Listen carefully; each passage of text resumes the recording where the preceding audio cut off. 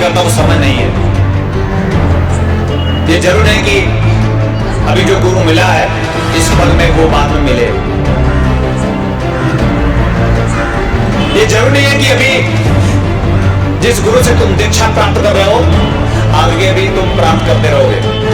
जो पलों को जीता है, पल पल जीता है, वो प्रभु को प्राप्त करता है।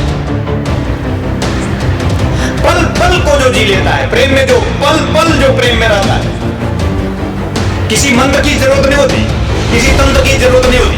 यद्यपि मैं तुम्हें 1000 मंत्र देता हूं और मैं ऐसे 1000 मंत्र दे दूंगा भी, लेकिन प्रेम नहीं होगा तो तुम प्रभु को प्राप्त नहीं कर सकते। शिष्य और शिव में कोई अंतर नहीं। शिव आनंद स्वरूप है और शिष्य भी आनंद स्वरूप है। सत्य में और शिष्य में भी कोई अंतर नहीं है।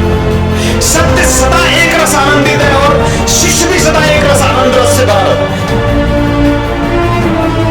जो शिष्य है वही शिव है, जो शिष्य है वही सत्य है, जो शिष्य है वही सद्गुरु है। सत्य ही सद्गुरु है। हमारा चित्त ये बात क्यों नहीं समझ लेता कि हमारे जीवन का सुख हमारे स्वस्थ है, हमारे जीवन की शांति हमारे शिव से है।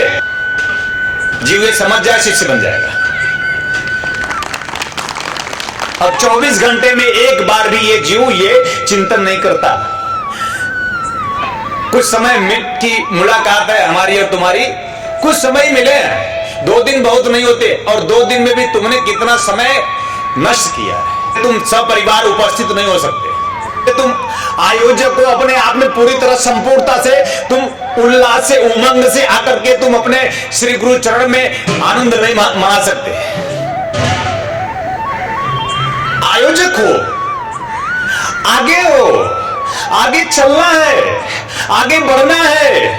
उठ गए हो, खड़े हो गए हो, रुक क्यों गए? चलो आगे बढ़ो। यात्रा करनी है, यात्रा पे तुम सबको निकल जानी है। बड़ी लंबी यात्रा है अगर प्रेम नहीं होगा, और प्रेम होगा तो तुम रुक नहीं पाओगे। प्रेम होगा तो तुम रुक सकोगे नहीं। प्रेम होगा तो तुम बह जाओगे। प्रेम होगा तो तुम प्रवाहित हो जाओगे। ये नदी का प्रेम है कि वो कल कल छल छल बहती वो नदी समुद्र की ओर बढ़ती चली जाती है। कोई रोक नहीं सकता, कोई मजबूरियां नहीं, कोई पत्थर नहीं, कोई पहाड़ नहीं, कोई बाधा नहीं उसे नदी को रोक सकती है। और तुम्हारे सामने 1000 मजबूरियां होती हैं सत्य के लिए, शिव के लिए, आनंद के लिए, गुरु के लिए। समय नहीं है। और मैं भी यही कहता हूं कि समय नहीं है।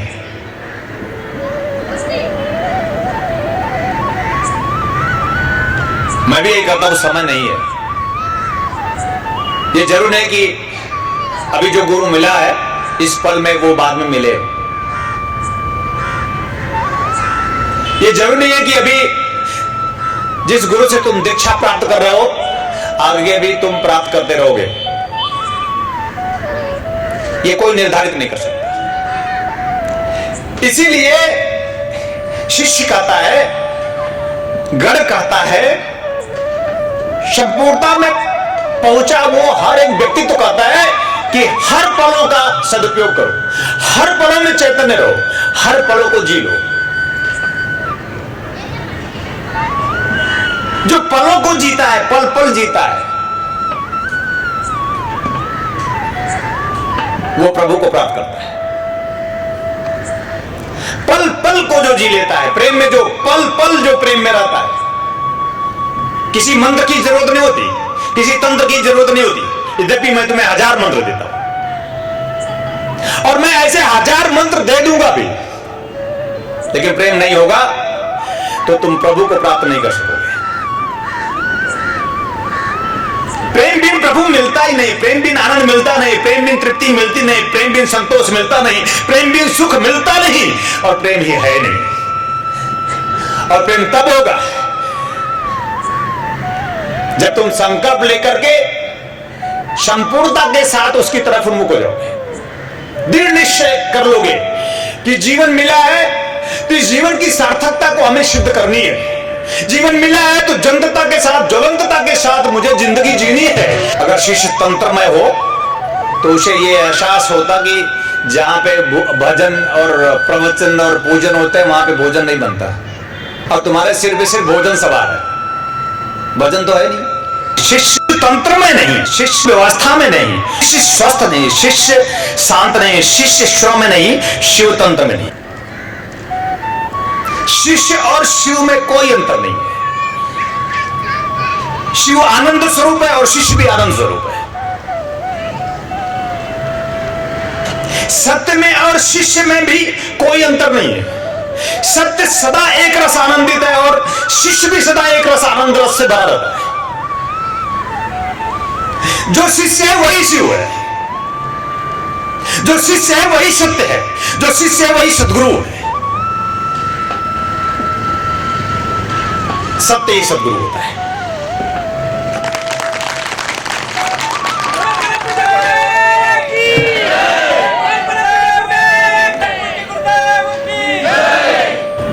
मैंने कहा था कि शिव है तो श्वास है, और शिव का श्वास जो है वो शिष्य है। एक रूपता दिखाई थी मैंने कभी तुम्हें कि ये शिव है, सदगुरु मेरा, और हम उसकी श्वासें हैं। वो कई बार गिरा है, गिरे रहने दीजिए। वो प्रतीक है कि हम भी ऐसे गिर जाएंगे। वो गिर गिर के बता रहा है कि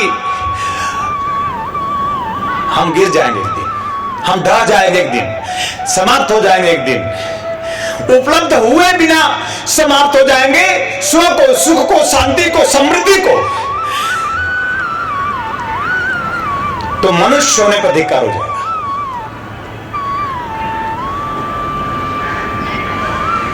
वो भी तंत्र में नहीं है, इसलिए उसे तुम संभाले के लिए दौड़ते हो, तो तुम कितना भी संभालो संभाल नहीं पाओगे। खुद को ही नहीं संभाल पाओगे।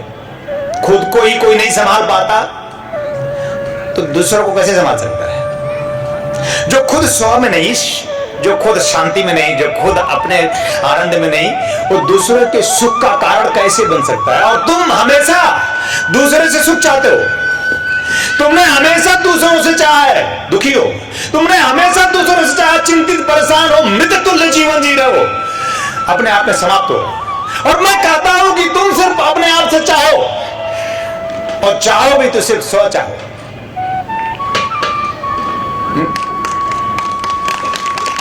और जो अपने आप से चाहेगा, अपने आप को चाहेगा, वो गुरुद्वार तक जरूर आएगा।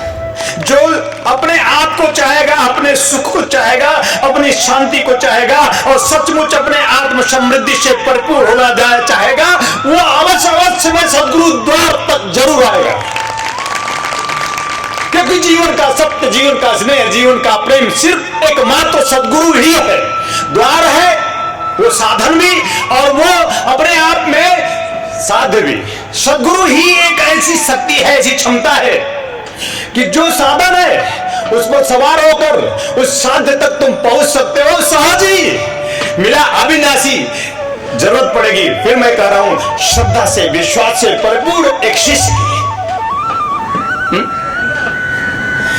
शिव शिव कहने से शिव का बोध नहीं होगा। सत्य सत्य रटने से तुम्हें शक्ति उपलब्ध नहीं होगा। और तुम्हारा जन्म एकमात्र सिर्फ इसलिए हुआ कि तुम सब सत्य को उपलब्ध हो। तुम सब स्वयं को समझो, स्वयं को जानो, स्वयं को निहारो, स्वयं को जियो, स्वयं को पियो। और जब उन्मुख होगे स्वयं को जीने और पीने के लिए, तो हाथ जोड़कर विनीत भाव से तुम सद्गुरु के समक्ष साष्टांग दंडवत होकर आर्तनाद कर सकोगे कि गुरुदेव मेरा जीवन मुझे कृतार्थ करो, गुरुदेव मुझे धन्य करो। इस भावना के साथ अगर तुम कभी आते हो किसी समय विशेष में, उसी समय विशेष में मैं तुम्हारा गुरु और तुम मेरे शिष्य होते हो।